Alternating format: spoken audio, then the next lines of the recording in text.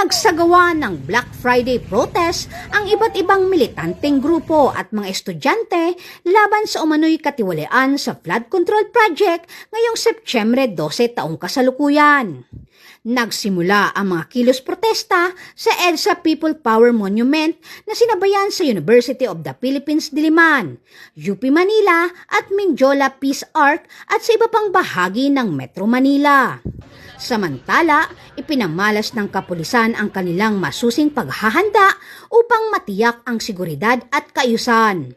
Nakaantabay ang mga pulis sa mga pangunahing lugar kabilang ang Senado, Batasang Pambansa, DPWH Main Office, EDSA Shrine at People Power Monument.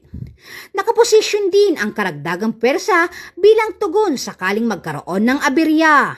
Sa kabuuan, nananatiling payapa at organisado ang mga kilos protesta, bunsod ng maagap na crowd management at matinding pagbabantay ng kapulisan.